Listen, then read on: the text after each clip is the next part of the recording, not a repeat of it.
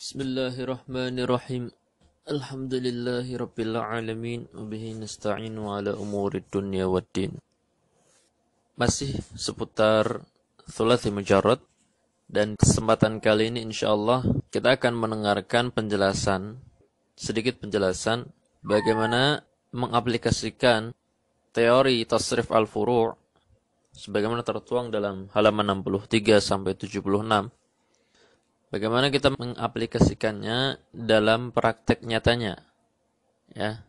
Hal ini berangkat daripada umumnya latihan yang dikerjakan oleh para pendengar sekalian adalah berupa praktek daripada teori tasrif al-furu'. Tidak sekedar teorinya saja. Kita akan melihat beberapa bentuk praktek yang semoga penjelasan tentang bentuk praktek ini membantu kita dalam menjalani kajian kita terhadap buku ini. Yang pertama, dalam membahas tasrif al-furu' thulathi mujarrad di halaman 63 sampai 76, kita tidak melupakan tasrif al-usul thulathi mujarrad yang tertuang di bab ketiga. Tepatnya di halaman 30 sampai halaman 35. Terkhusus dalam masalah poin kosakata thulathi mujarrad, yaitu tepatnya di halaman 32. Maka tetap dikaitkan. Bab thulathi mujarrad tasrif al-furu' dikaitkan dengan subbab thulathi mujarrad tasrif al-usul. Ya. Jadi, ketika kita sudah membuka lembaran-lembaran berikutnya dalam diktat, tetap kita memperhatikan halaman-halaman sebelumnya dalam diktat, karena terus berkesinambungan. Ya, pembahasannya terus berkesinambungan. Kita bisa melihat di antara contoh prakteknya adalah bagaimana kita bisa menerjemah untuk setiap kalimah yang tertuang dalam tasrif al-furu', terutama bila mauzunnya kita tidak mendapatkannya secara rinci untuk tasrifnya. Semisal ada kata kataba. Misalkan ada kata kataba. Ya.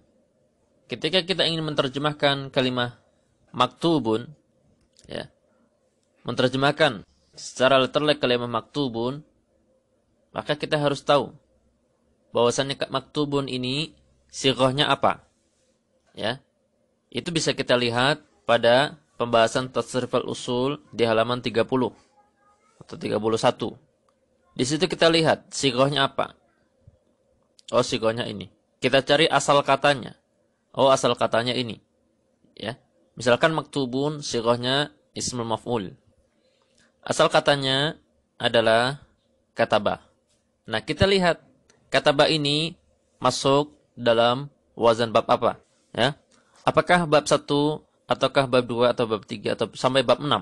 Manakah di antara 6 bab yang di sana kataba ditimbang? Maka bisa dilihat bahwasannya kataba yaktubu sebagaimana di halaman 32, ya. Kataba yaktubu tergolong wazan 1. Fa'ala yaf'ulu. Nah, dari situ kita sudah bisa menebak.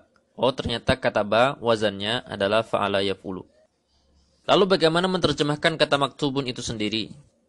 Nah, setelah kita juga mengetahui bahwasannya maktubun sighahnya ismul maf'ul, maka kita tahu fungsi ismul maf'ul, yaitu nama, objek, perbuatan.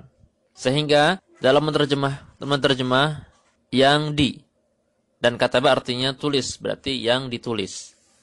Baik. Kita lihat lagi. Bentuknya adalah mufrad. Ya, bentuknya adalah mufrad. Sebagaimana maktubun, kalau kita ingin mencocokkan, berarti tasrifnya ada di tabel tasrif al-furu' jenis, sighah, ism. Misalkan di situ ismul maf'ul. Barisnya tepat pada mufrad mudzakkar, berarti maktubun yang ditulis. Bagaimana ketika berubah menjadi maktubuna, berarti banyak sesuatu yang ditulis, dan seterusnya. Nah, ini contoh aplikasi. Dan contoh aplikasi ini dapat diterapkan juga ketika kita membaca ayat-ayat dalam Al-Quran. Misalkan, ketika kita membuka surah, misalkan dalam surah An-Nasr. Ya. Dalam surah An-Nasr, kita lihat di ayat kedua. A'udzu billahi minasyaitonir rajim. Wa ra'aitan nasa yadkhuluna fi dinillahi afwaja. Bila kita ditanya Dalam ayat ini terdapat sebuah lafaz kalimah berupa fi'il mudhari'. Manakah kalimahnya? Wa ra'aitan nasa yadkhuluna fi dinillahi afwaja. Maka kita harus bisa mengetahui dari bentuknya.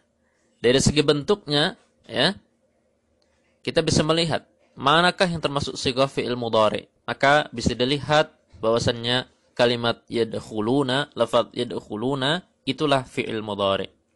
Kemudian bila kita ditanya, apa babnya? Ya.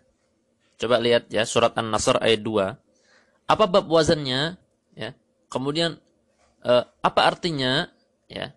Ini sebelum kita melihat terjemahnya, maka yadkhuluna bisa kita lihat. Asalnya adalah berasal dari kata dakhala. Ya.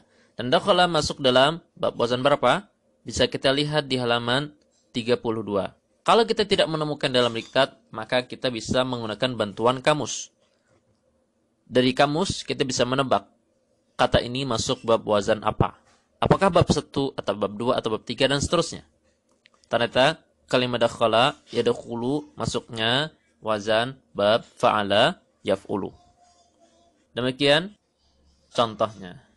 Kemudian praktek-praktek yang lain, yaitu apabila kita diperintahkan untuk merubah. Perintahkan untuk merubah suatu kalimat yang ternyata dalam diktat kita tidak mendapati tasrif al-furu'nya secara lengkap untuk mauzunnya. Misalkan nanti ada kalimat dharibun. Ada kalimat dharibun, dharibun ada ya, atau kalimat-kalimat yang lain yang tentunya tasrif al-furu'nya tidak disebutkan.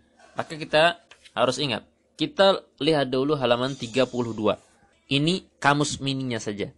Kalau kita tidak mendapati di dalam halaman 32, kita lihat kamus. Kamus bahasa Arab secara umum. Apa saja bisa digunakan. Kita lihat di situ, kita cek apakah kata tersebut masuk bab wazan ini atau itu. Ya. Sehingga nantinya kita bisa mentasrif secara al-furu'. Ya, setelah kita nantinya mentasrif secara al-usul.